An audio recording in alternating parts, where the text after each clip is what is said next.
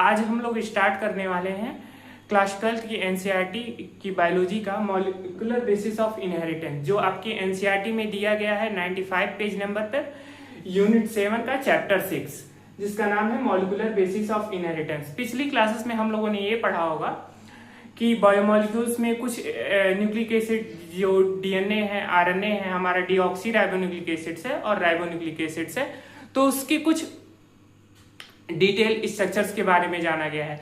अब इस चैप्टर्स में हम लोग पूरा विद डिटेल में पढ़ते हैं, यानी हमारी क्लास 12 में पूरा ये ट्रांसलेशन, ट्रांसक्रिप्शन, रेप्लिकेशन कैसे करता है, कोडिंग डिकोडिंग इसकी कैसे होती है, पूरी प्रोटीन्स के बनने की प्रोसेस को हम लोग इसमें समझते हैं। तो हमको पहले ये जानना पड़ेगा कि मॉलिक्यूलर बेसिस ऑफ इनहेरिटेंस में कि डीएनए हमारे बनते किसके हैं, यानी इसकी छोटी छोटी यूनिट्स को समझने का काम करना होगा। तो जो छोटी छोटी यूनिट होती हैं उनको हम लोग स्टडी करेंगे, यानी हम लोग molecular basis of inheritance chapters में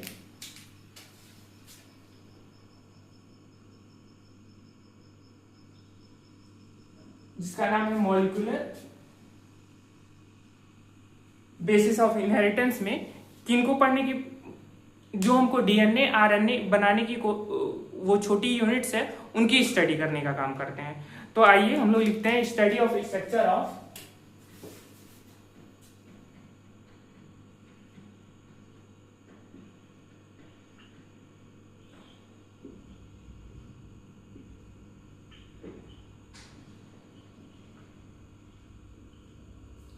स्ट्रक्चर ऑफ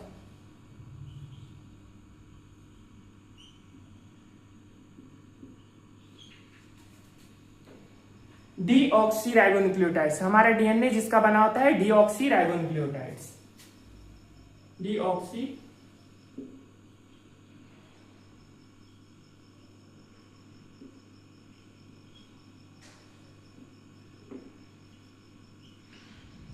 डीऑक्सी राइबोन्यूक्लियोटाइड्स। और आरएनए किसका बना होता है, राइबोन्यूक्लियोटाइड्स का,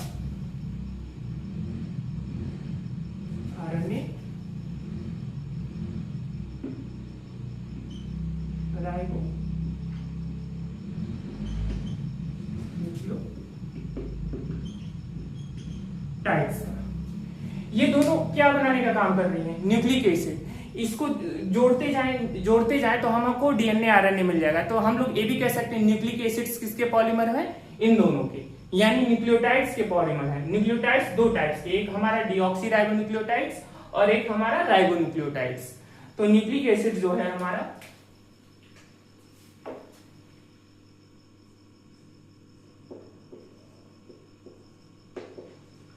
nucleic acid is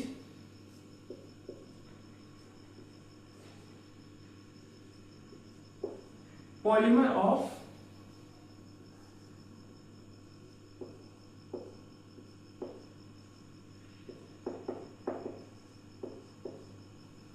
nucleic acid is polymer of nucleotides. Nucleotides दो टाइप्स के, एबी और एबी, यानी हमारे जो न्यूक्लिक एसिड्स, क्या न्यूक्लिक एसिड्स को हम लोग क्या बोल सकते हैं, पॉलीन्यूक्लियोटाइड्स भी बोल सकते हैं। इसको हम लोग पॉलीन्यूक्लियोटाइड्स बोल सकते हैं। यानी ये कह दिया जाए न्यूक्लिक एसिड जो है हमारे, ये क्या है, पॉलीन्यूक्लियोटाइड्स, पॉलीन्यूक्लियोटाइड्स।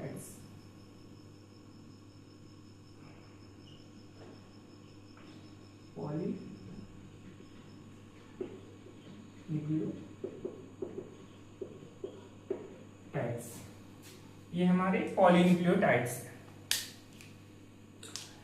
तो ये इनको बनाने के लिए क्या होगा, पॉलीमराइजेशन होगा, या पॉलीमर है तो पॉलीमराइजेशन भी इसको हम लोग लिख सकते हैं। इनका क्या होता है, पॉलीमराइजेशन होता है।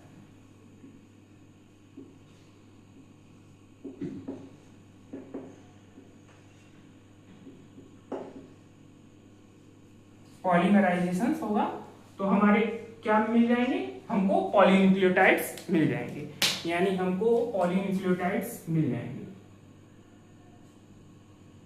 पॉलीन्यूक्लियोटाइड्स का मिल जाना होगा। ओके, इसके स्ट्रक्चर्स को हम लोग आगे पढ़ेंगे। एक साइंटिस्ट है जिन्होंने दिया था, एक साइंटिस्ट हैं जिन्होंने दिया था, जिनका नाम था Watson Crick.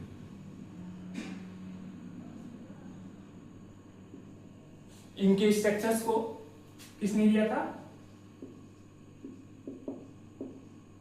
Watson and Crick ने दिया था। वॉटसन एंड क्रिक ने दिया था।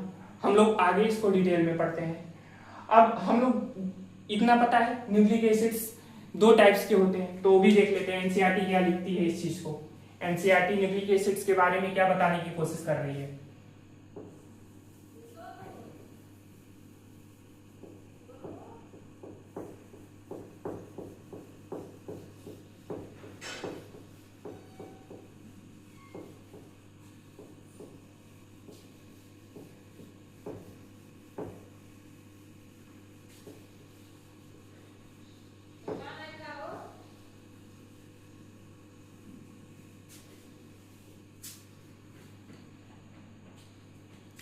तो न्यूक्लिक एसिड्स, उसके बारे में हम लोग थोड़ा ध्यान देते हैं।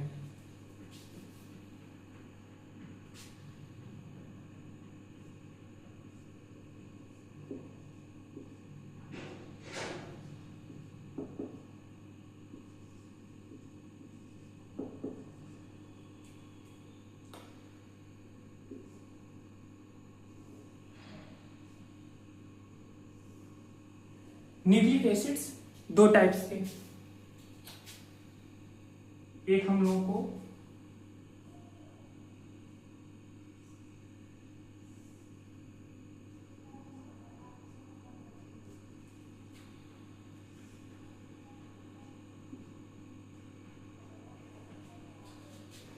एक डीएनए होगा हमारा, एक DNA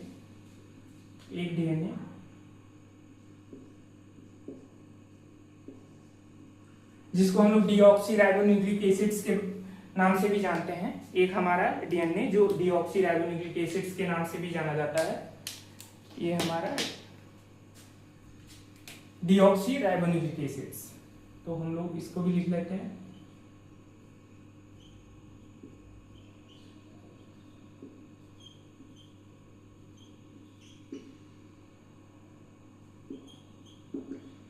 deoxyribonucleic acids, deoxyribonucleic acids, और एक हमारा होगा राइबोन्यूक्लिक एसिड्स।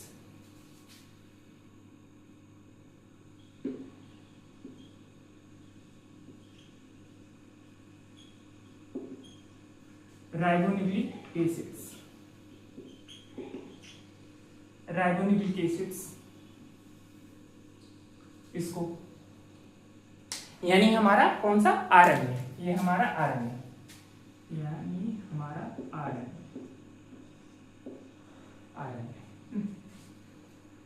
ये हो गया। तो एनसीईआरटी क्या बताने की कोशिश कर रही है? डीऑक्सीराइबोन्यूक्लिक एसिड जो हमारा डीएनए है, मोस्ट लिविंग ऑर्गेनिम्स में एक्ट ऐसे जेनेटिक मटेरियल के रूप में काम आता है। तो हमारा जो डीएनए ये लिखते हैं, मोस्ट ऑफ लिविंग ऑर्गेनिम्स में act as genetic material. DNA जो है हमारा एक्ट करता है most of living organism act as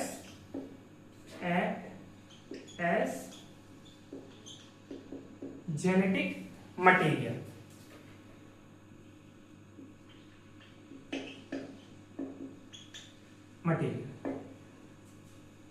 ribonucleic acids जो हमारे राइबोन्यूक्लिक एसिड्स होते हैं, राइबोन्यूक्लिक एसिड्स ये कुछ वायरसेस जैसे टीएमबी, टबैको मोजाइक वायरसेस हो गए, हमारे एचआईवी वायरसेस हो गए, उसमें जेनेटिक मटेरियल के रूप में प्रयोग आते हैं। तो एक्ट ऐसे जेनेटिक मटेरियल, इसमें हम लोग लिख सकते हैं act as genetic material some viruses।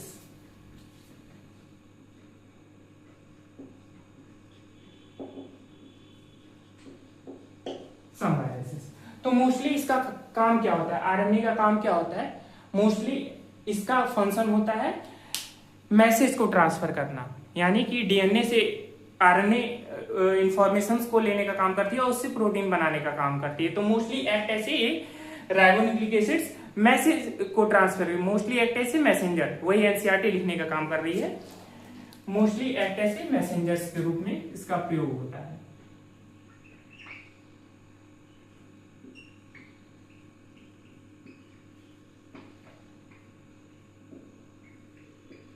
Mostly act as messengers.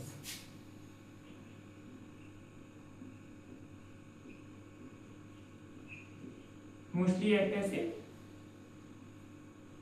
Messengers, ये हो गया हमारा।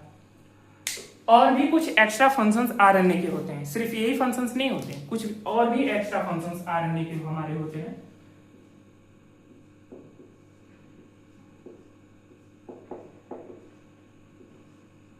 उस फंक्शंस को थोड़ा देखते हैं।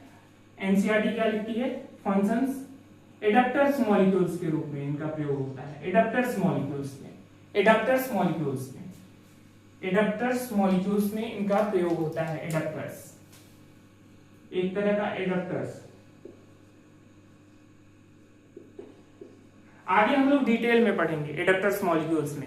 अभी थोड़ा जान लेते हैं, ये राइबो कुछ आरएनए होते हैं राइबोसोम्स पे बैठने का काम करते हो, तो उसको एडाप्टर्स के रूप में बोला जाता है। एडाप्टर्स अभी के लिए थोड़ा थोड़ा सिर्फ नाम जानते हैं। स्ट्रक्चर्स, बिना स्ट्रक्चर्स को बनाने का काम करते हैं। बिना राइबोसोम्स के इसका स्ट्रक्चर्स कंप्लीट ही नहीं होता है, राइबोसोम्स का आरएनए के बिना, तो स्ट्रक्चर्स को बनाने का काम करते हैं।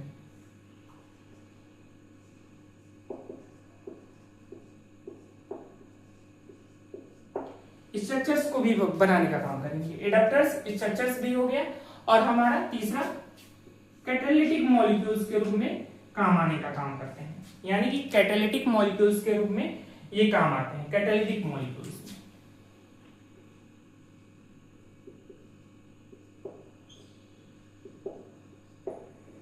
तो कुछ आरएनए जो होते हैं, कुछ जो आरएनए होते हैं हमारे, देखा जाए तो एंजाइम्स के रूप में, रिएक्शंस को तेज करने के रूप में काम आते हैं। जैसे कि आप लोगों ने केमिस्ट्री में कुछ ऐसे एंजाइम्स देखे होंगे कि वो रिएक्शंस को बहुत तेज कर देते हैं, तो कुछ आरएनए भी ऐसे होते हैं जो कैटालिटिक एंजाइम्स के रूप में प्रयोग होते हैं, जो रिएक्शंस को बहुत ही तेज करने का काम करते हैं।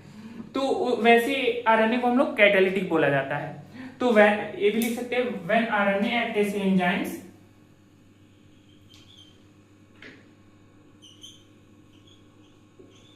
when RNA act as enzymes, when RNA act as enzymes, that is called ribozymes, that is called, ऐसे आरएनए को हम लोग क्या बोलेंगे, राइबोजाइम्स बोला जाता है।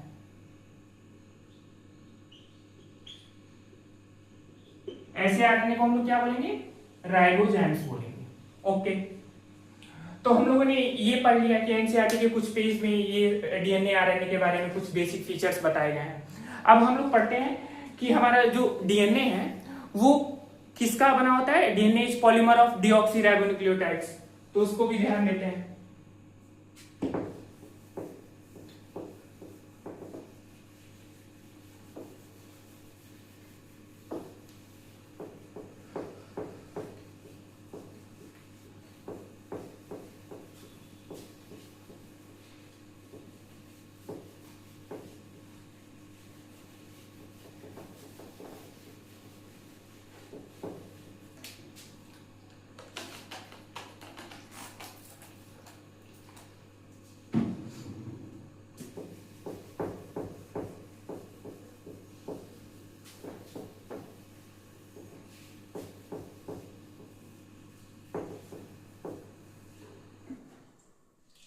तो इस चीज को देखते हैं। हमारा जो डीएनए होते हैं किसके बने होते हैं, डीऑक्सीराइबोन्यूक्लियोटाइड्स के।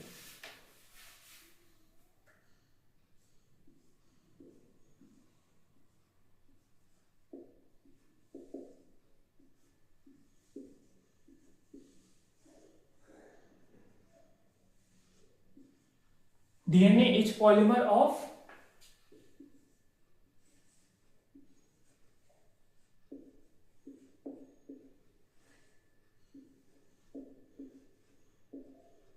deoxyribonucleotides।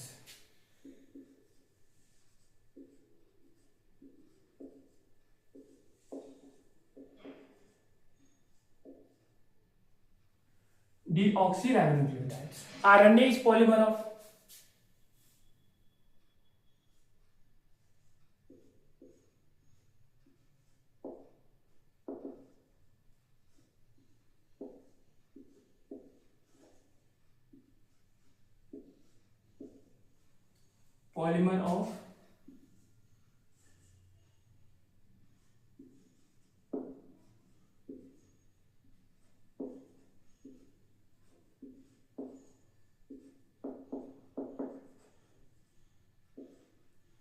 राइबोन्यूक्लियोटाइड्स। इसका राइबोन्यूक्लियोटाइड्स का बना होता है। DNA is polymer of deoxyribonucleotides, RNA is polymer of ribonucleotides. तो ये एक तरह के दो न्यूक्लियोटाइड्स हमारे हम लोग एनसीईआरटी में देखेंगे कि ये एक तरह के दो न्यूक्लियोटाइड्स,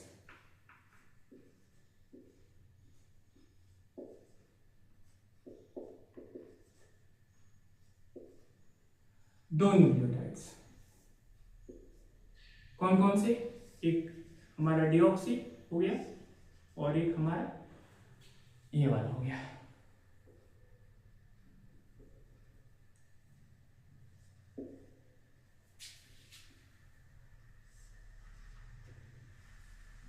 डीऑक्सीराइबोन्यूक्लियोटाइड्स और राइबोन्यूक्लियोटाइड्स।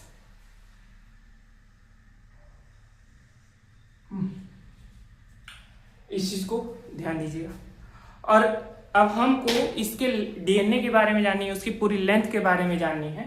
तो लेंथ ऑफ डीएनए एनसीईआरटी क्या लिखती है, लेंथ ऑफ डीएनए कैसे डिफाइंड होता है, उसको कैसे काउंट किया जा सकता है। जाहिर सी बात, न्यूक्लियोटाइड्स को अगर हम लोग काउंट कर लेंगे, जान लेंगे इसकी छोटी यूनिट्स को, तो पूरे डीएनए की लेंथ को जान लेंगे।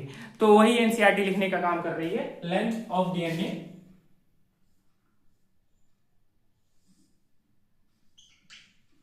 Length of DNA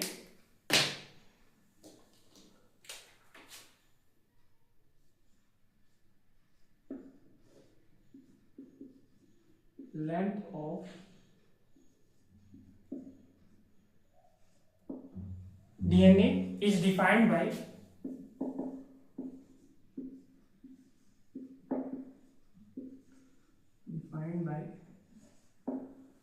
number of nucleotides। अब नंबर ऑफ न्यूक्लियोटाइड्स, आप इसके न्यूक्लियोटाइड्स को काउंट कर लीजिए, या बेसिस भी एनसीईआरटी लिखती है, इसके बेसिस को काउंट कर लीजिए। Length of DNA is defined by number of nucleotides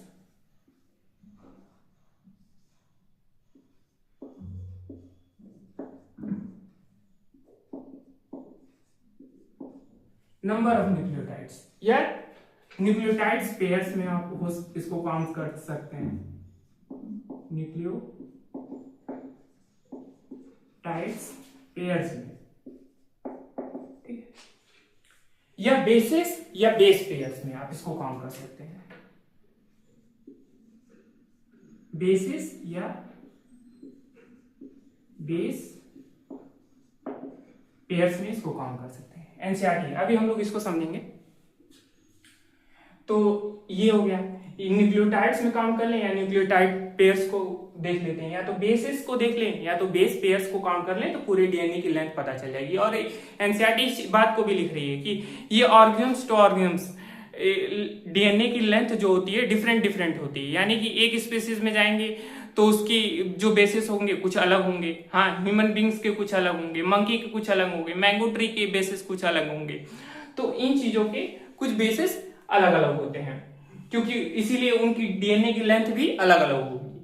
तो यहाँ पर कुछ न्यूक्लियोटाइड्स आपके एनसीईआरटी में दिए हैं, तो उसको हम लोग देख लेते हैं। जैसे 5174 बैक्टीरियोफेज, कुछ ऑर्गेन्स का नाम दिया गया है। 5170 बैक्टीरियोफेज का दिया गया है, 5174 बैक्टीरियोफेज का दिया गया है।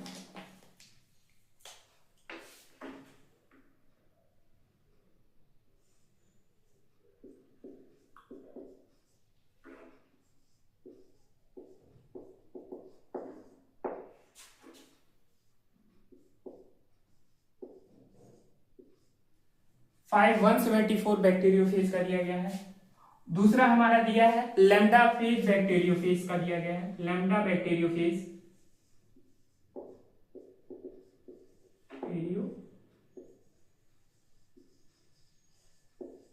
Lambda bacteriophage. तीसरा इस्चेरिचिया कोलाई,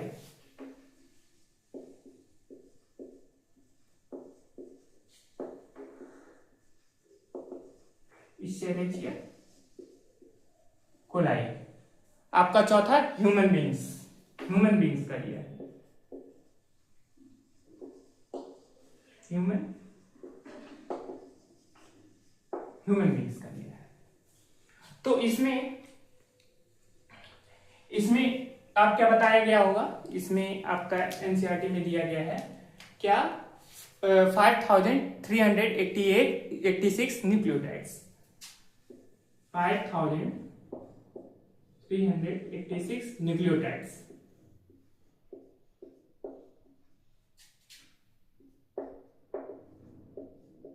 अभी हम लोग समझ लेंगे कि कहीं पर न्यूक्लियोटाइड्स दिया गया है, यहाँ पर कहीं पर बेस पेयर लिख दिया है या न्यूक्लियोटाइड पेयर लिख दिया, तो वो ऐसा क्यों लिखा है। इसमें 48,000 यहाँ पर बेस पेयर, एनसीईआरटी में बेस पेयर वो भी लिख सकते हैं, मैं यहाँ पर वहां पर बेस पेयर लिखा हुआ है, तो यहाँ पर मैं न्यूक्लियोटाइड्स पेयर्स लिख देता हूं, न्यूक्लियोटाइड्स पेयर्स। इशेरेचिया कोलाई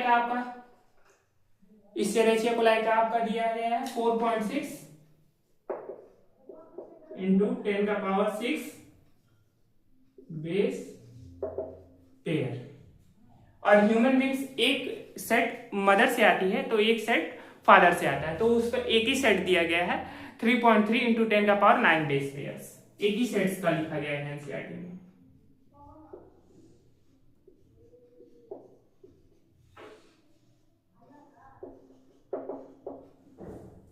ये हमारा हो गया। कुछ ऑर्गन्स के हमको नाम यहां पर दिए गए हैं, कुछ ऑर्गन्स के हमको यहां पर नाम दिए गए हैं। इन चीजों को अब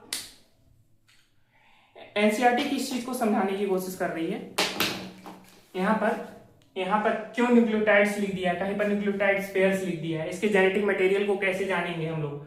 तो ध्यान दीजिएगा, यहां पर कुछ ऑर्गन्स में जेनेटिक मटेरियल क्या होता है, सिंगल स्ट्रैंडेड डीएनए होता है, यानी कुछ जेनेटिक मटेरियल जो होते हैं कुछ ऑर्गन्स में सिंगल स्ट्रैंडेड आपको पाए जाएंगे, सिंगल स्ट्रैंडेड डीएनए,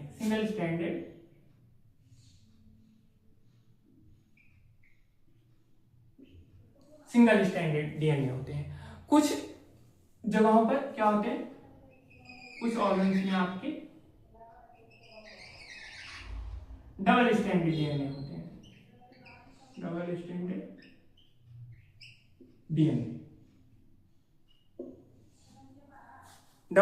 डीएनए। तो इसमें क्या होता है ना, न्यूक्लियोटाइड्स जो होते हैं इसके छोटे छोटे यूनिट्स को बनाने का काम करते हैं, इसके छोटे छोटे यूनिट्स को बनाने का काम करते हैं जो इसके न्यूक्लियोटाइड्स जो होते हैं। मान लीजिए यहां पर एक मानने को कह रहा हूं कि 7 यहां पर 1 2 3 4 5 6 जो भी न्यूक्लियोटाइड्स हैं, यहां पर 3 थ्रू 3 यानी कि 6 न्यूक्लियोटाइड्स हैं, तो इनके बीच में जो डिस्टेंस होगी ना, कुछ भी होगी 3.4 एंगस्ट्रॉम मान लेते हैं, हाँ, तो इनके दो न्यूक्लियोटाइड्स के बीच में डिस्टेंस क्या होगी, सेम होगी। तो इनके बीच के डिस्टेंस जान लिए, फिर उसके बाद पूरे डीएनए की लेंथ हमको पता चल जाती है कि एक एक न्यूक्लियोटाइड्स के डिस्टेंस को हम लोग काउंट कर लें तो पूरे न्यूक्लियोटाइड्स की डिस्टेंस हमको पता चल जाती है। तो यहाँ पर आप जब भी न्यूक्लियोटाइड्स को काउंट करोगे इस सिंगल स्ट्रैंडेड वाले में, तो यहाँ पर क्या लिखोगे, न्यूक्लियोटाइड्स 1 2 3 4 5 6 7, तो यहाँ पर लिखोगे 7 न्यूक्लियोटाइड्स। आप क्या लिखेंगे, 7 न्यूक्लियोटाइड्स। जबकि यहाँ पर क्या होगा, इस वाले जगह पर यहाँ पर आप जब भी काउंट करेंगे तो यहाँ पर पेयर्स में पाए जा रहे हैं, जो न्यूक्लियोटाइड्स हैं पेयर्स में पाए जा रहे हैं, यहाँ पर ऐसे पेयर्स में पाए जा रहे हैं, हाँ, पेयर्स में पाए जा रहे हैं, पेयर्स में पाए जो 1 2 3 4, तो यहाँ पर ऐसे नहीं बोल देंगे कि 3 2 6 न्यूक्लियोटाइड्स, यहाँ पर पेयर्स टर्म यूज करना पड़ेगा, यानी कि जिसका जेनेटिक मटेरियल डबल स्ट्रैंडेड है उसके लिए क्या टर्म यूज करना पड़ेगा, पेयर। और यहाँ पर सिंगल स्ट्रैंडेड जिस ऑर्गन्स में डीएनए है उसके लिए क्या, सिर्फ न्यूक्लियोटाइड या बेसिस को बोल सकते हैं। तो यहाँ पर जेनेटिक मटेरियल अब हम लोग जान जाएंगे इसको काउंट करने के लिए। अभी हम लोगों ने इसको देख लेते हैं, जैसे कि यहाँ पर क्या, न्यूक्लियोटाइड्स बोल देंगे डायरेक्ट, न्यूक्लियोटाइड्स,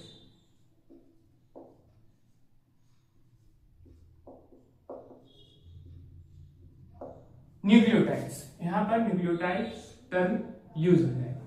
और यहाँ पर इस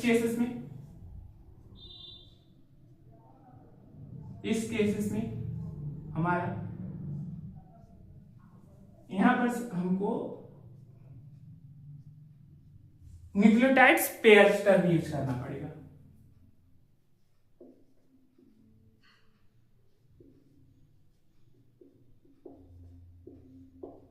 न्यूक्लियोटाइड्स पेयर टर्म यूज करना पड़ेगा, ठीक है। तो हम लोग आसानी से जान जाएंगे किसका जेनेटिक मटेरियल सिंगल स्टैंडर्ड है और किसका डबल स्टैंडर्ड। तो हम लोग देखते हैं, जैसे कि लैम्डा फेज बैक्टीरिया 5386 न्यूक्लियोटाइड्स दिया गया है, यानी पेयर टर्म यूज नहीं किया, तो इसका जेनेटिक मटेरियल कैसा होगा? Single standard. इसका जेनेटिक मटेरियल क्या होगा? सिंगल स्टैंडर्ड डीएनए होगा। ये भी हम लोग जान गए, इसका जेनेटिक मटेरियल कैसा होगा? सिंगल स्टैंडर्ड डीएनए होगा। इसका जेनेटिक मटेरियल कैसा होगा? इसका भी हम लोग देख लेते हैं। इसका जेनेटिक मटेरियल हमारा कैसा होगा? सिंगल स्टैंडर्ड डीएनए नहीं, इसका पेयर टर्म यूज किया है तो डबल स्टैंडर्ड डीएनए हो जाता है। डबल स्टैंडर्ड डीएनए यहाँ पर इसका भी, इन दोनों का भी पेयर टर्म यूज किया गया है तो इसका भी जेनेटिक मटेरियल हमारा क्या हो जाएगा? डबल स्टैंडर्ड डीएनए हो जाएगा।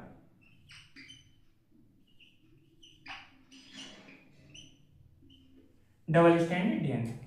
तो हम लोगों ने 5174 बैक्टीरियोफेज भी जानना है, इसके बारे में भी जानना है। आपका लैम्डाफेज बैक्टीरियोफेज के भी बारे में जानना है, इश्चेरिचिया कोलाई के बारे में भी जानना है, और ह्यूमन बींग्स के बारे में भी जानना है कि इनका भी डबल स्टैंडर्ड जेनेटिक मटेरियल होता है। तो इतना हम लोग छोटा सा basics molecular basis of inheritance में पढ़ लिए। ये आज के लिए बस इतना है।